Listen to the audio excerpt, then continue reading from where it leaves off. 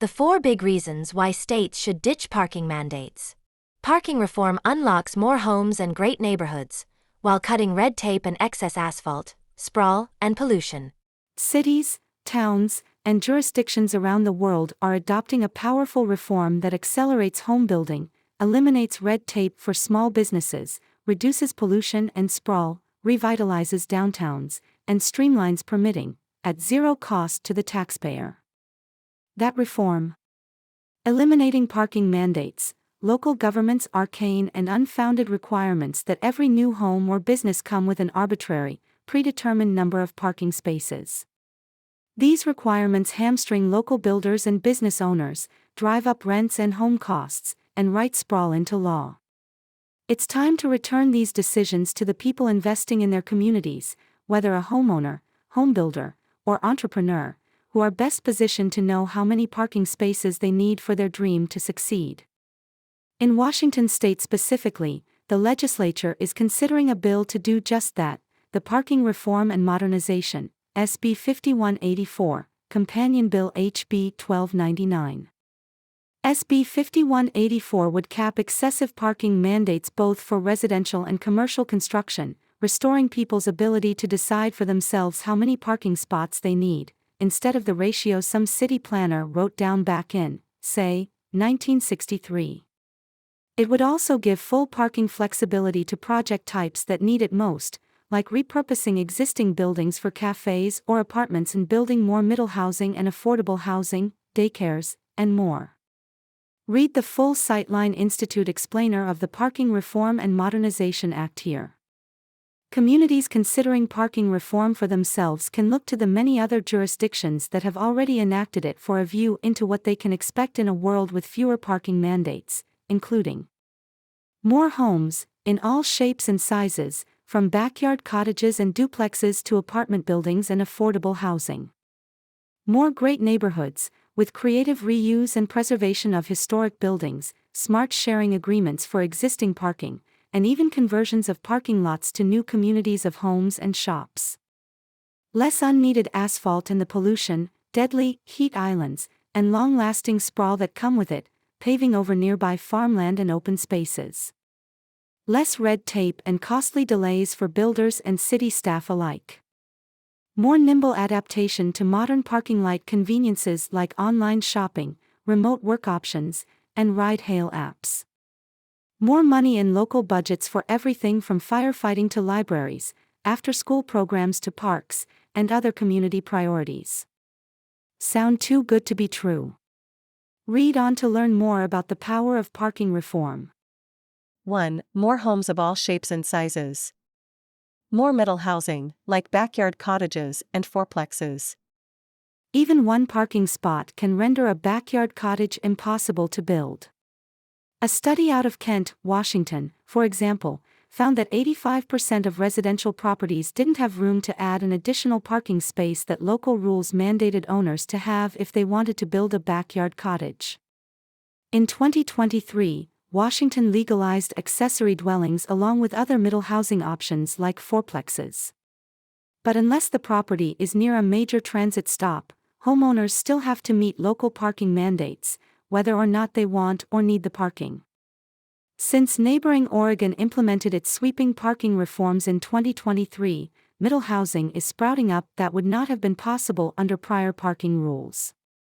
One project, Grant Street Grow Homes, in Eugene, Oregon, was able to add 4 backyard homes without demolishing the existing primary house only because no off-street parking was required.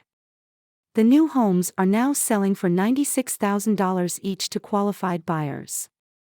The Grant Street Grow homes are far from outliers in the Beaver State. In Portland, 79% of homes permitted since the 2021 middle housing reform kicked in opted not to add off-street parking, including the vast majority of fourplexes.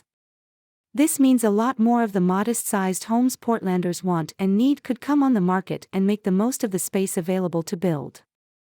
Washington's SB 5184's full parking flexibility for residences under 1,200 square feet would free typical middle housing homes from the mandates that would otherwise prevent them from ever existing.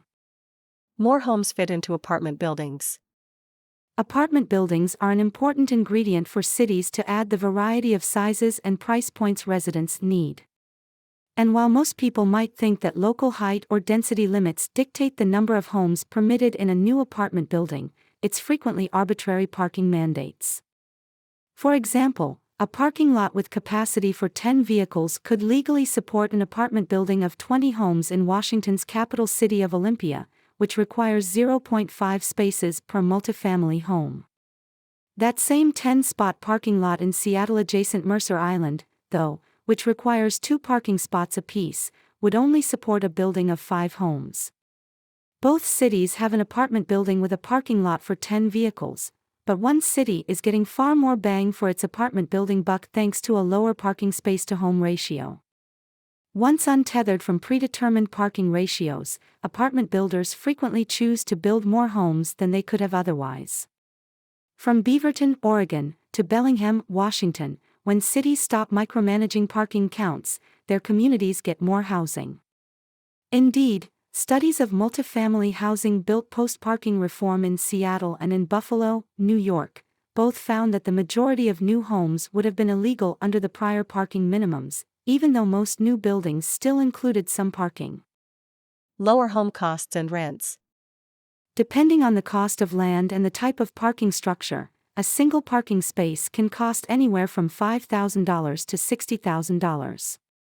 The costs of a recent Sound Transit 1 parking garage spaces ballooned to $200,000 each. Those costs get rolled into the cost of every project and product they're attached to. For residential projects, they can add hundreds of dollars to someone's rent. Even when landlords charge a nominal fee for parking spots, they still lose an average of $246 per month per apartment, according to a Sightline study of 23 multifamily Seattle area buildings. Those costs get passed down to all tenants, whether or not they own a car they need to store. That study is now 10 years old, too, meaning that figure is surely higher today. Another analysis from that same time period that averaged costs across numerous U.S. cities found one parking spot added a monthly average of $225 to the cost of rent. More subsidized affordable housing. It's no surprise that Washington's greatest shortage of homes is of those that are affordable to people at the lowest income levels. This demographic, including seniors and people with disabilities, is also less likely to own a car. Affordable housing providers are often on the front lines of the fight against overbuilding parking. Too often, they experience the steep costs and delays of having to request zoning variances so they can avoid wasting money and space on parking their residents don't need.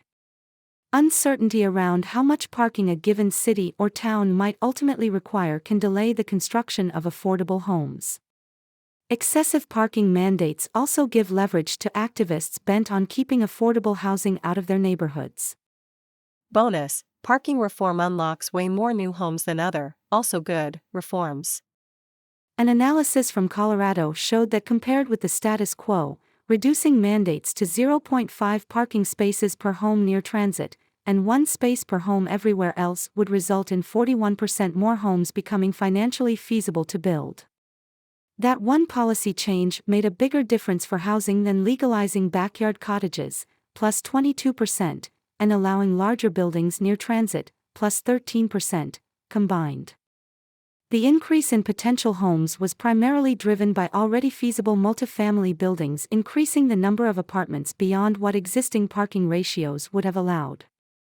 More beautiful neighborhoods. Think of the most desirable neighborhood of your city, the one you would love to live in if you could afford it. What do you see? Maybe narrow streets, large trees that shade the sidewalk, old houses with lots of historic character, maybe with a coffee shop on the corner. What don't you envision? Large parking lots. Often our most sought-after real estate is attractive and valuable because it was built before parking mandates existed. In typical Washington cities, much of the building stock from the 1950s or earlier would not have enough parking to meet today's requirements. Eliminating parking mandates allows new buildings to better match the character of older buildings and preserve the type of neighborhoods that many people already love. More creative reuse of historic buildings. Vacant buildings can come back to life when owners get to decide for themselves if the site's existing parking is sufficient. That was the primary reason that Fayetteville, Arkansas, removed parking minimums for all commercial buildings. And it worked. The buildings I had identified as being perpetually and perhaps permanently unusable were very quickly purchased, redeveloped, and are in use right now. City planner Quinn Thompson told Sightline. Legislation like Washington's Parking Reform and Modernization Act, SB 5184, would similarly allow all existing buildings to find new lives without being hamstrung by parking mandates. Smart sharing arrangements to better use existing parking lots. There are far more efficient and cheaper ways to provide customers and tenants with the parking they need than requiring every building to have its own private parking lot. A business owner with excess parking can lease out their extra spaces to a business next door. For example, commercial to residential building conversions in downtown Hartford, Connecticut, use nearby parking garages to offer off-street parking for tenants who want it, and spare that cost for tenants who don't. Since many office workers have gone remote, there is a glut of such parking available. More conversions of parking lots we don't need to buildings we do. Without parking mandates, space occupied by empty asphalt can be repurposed into much-needed new homes, services, or businesses. Seabrook, New Hampshire, was able to add a regional bus station in the parking lot of a former big box store after the town removed parking mandates. And Woburn, Massachusetts, gave an old mall property new life when it swapped its sea of parking for a community made up of apartments, shops, and yes, still some parking, before and after aerial shots below. Want to transform an old strip mall into a walkable neighborhood with businesses and housing mixed together? Parking reform is one of the necessary ingredients to make it work. In Olympia, Washington, the Capitol Mall is one such site that the city would love to transform into a real neighborhood. But the mall is in fact defined as underparked, meaning it is hundreds of parking spaces short of meeting what current zoning rules would mandate. A penstroke change to those rules could open up all sorts of possibilities for local entrepreneurs and homebuilders. 3. Less unneeded asphalt, sprawl, and pollution. Less overbuilding of parking, above car ownership levels. Cities and counties require more parking than many people need. A Sightline study of jurisdictions across Washington state found that while 1 of every 4 homeowner households owns 1 or no cars, detached homes are nearly universally required, 91% of jurisdictions, to have 2 parking spaces each. Excessive parking mandates are even more out of line with the needs of renters. 58% of Washington renter households own 1 or no cars, but even for a studio apartment, in which tenants forego a bedroom to save money on rent, most cities still mandate that they come with parking. In fact, 6 out of 10 jurisdictions require more than 1 parking space for a studio, and 2 out of 10 require 2 spots apiece. These rules mandate overbuilding parking for the majority of renters, and that costly to build parking, in turn, needlessly raises their rent. Less of parking lots, long-lasting sprawl and pollution. Allowing buildings to locate nearer to one another, rather than across a sea of parking or busy roads to accommodate parking mandates, means less creep into neighboring farmland and nature. The space consumed by mandated parking spreads buildings apart, which increases sprawl, stormwater runoff, traffic, pollution, and commute times. Sprawl and runoff from tailpipe emissions and car tire deterioration also stress watersheds, the ecosystem services they provide, and the wildlife they shelter. What's more, once built, these parking lots don't go away overnight. Unless redeveloped, they lock in these impacts for decades, as well as the less tangible normalizing for local residents to expect to drive everywhere they need to go. Even in urban environments like San Francisco, research applying randomized housing lotteries has shown that more parking results in increased car ownership and more driving. Less heat island effect in our already warming communities. Parking reform would mean that we stop mandating heat islands in our communities. Large asphalt parking lots soak up the sun's energy during the day and release it back at night.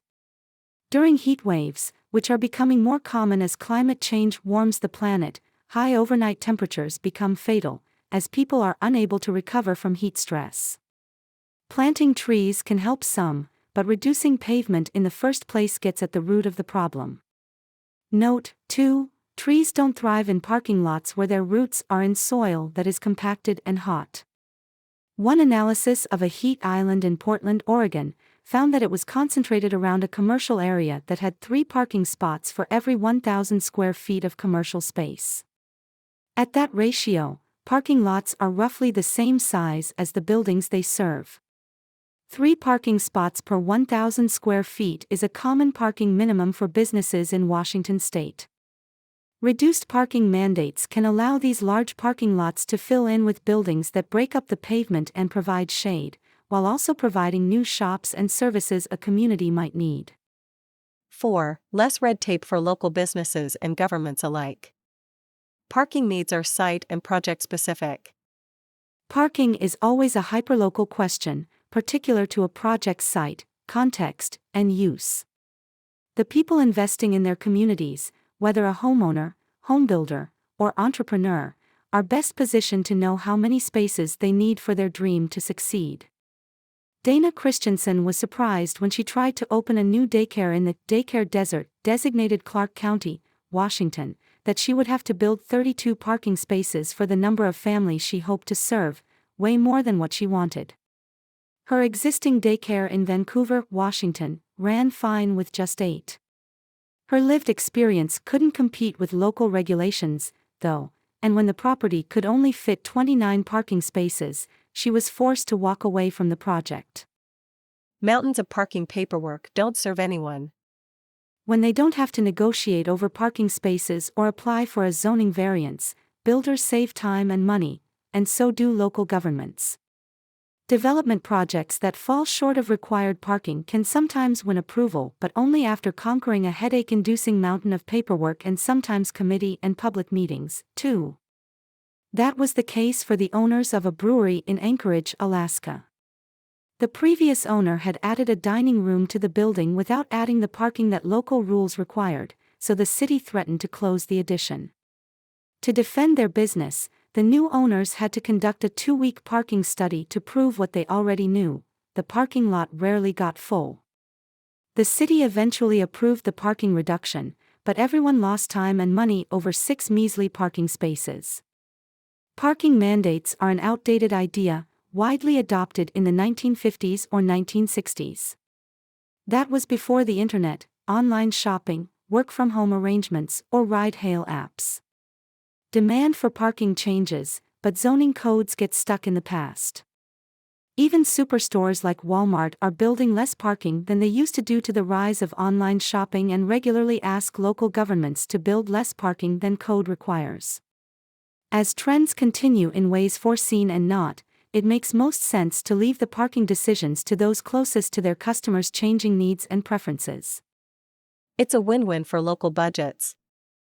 When parking reform makes possible much-needed home construction and supports area businesses, it's a boost to local economies, and at no expense to taxpayers. In fact, local governments are likely to see property tax revenue increase as more homes and businesses become possible thanks to common-sense parking reforms. An analysis of parking lots in Hartford, Connecticut, estimated that the city was losing out on $1,200 a year of potential property taxes per off-street parking space downtown. And yes, we'll still have plenty of parking. Parking will still get built. Sorry to disappoint the depavers of the world, but the overbuilt parking we have today isn't disappearing tomorrow, and as communities grow and add more homes and businesses, they also add some parking, even if it's less than it would have been with parking mandates. Cities rarely continue to count parking spots once they aren't required to, but growing Edmonton, Alberta, which officially repealed parking minimums in June 2020, still added 20,000 parking spaces through 2020 and 2021.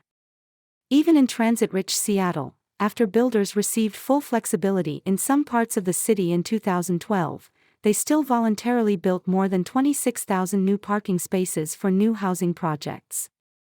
That said, as lifting parking mandates allows for more flexible, real-time, and project-specific decisions over time, all happening alongside other changes like more public transit deployment, safe streets measures that spur more people walking, rolling, and biking, and continued technological developments that can reduce the need for car travel. We needn't anticipate a world that only ever builds more parking.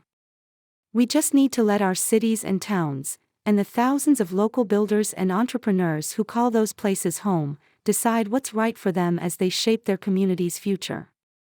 We'll just have more of the good stuff, too. The benefits of parking reform are many: more of the homes we need, more of the neighborhoods we love, less excess pavement, pollution, and sprawl, and less red tape. It means letting business owners and builders, homeowners and renters, decide the amount of parking that's right for them and find options that suit their needs and budgets. It means getting smart with the plenty of parking we've already built into our main streets and neighborhoods rather than prescribing even more unsightly asphalt as our communities grow. In short, eliminating parking mandates doesn't make parking disappear, but it does provide more choice about how much to provide and make better use of the parking we already have. Parking spaces will still get built, but so will daycares, homes, and ice cream shops, too.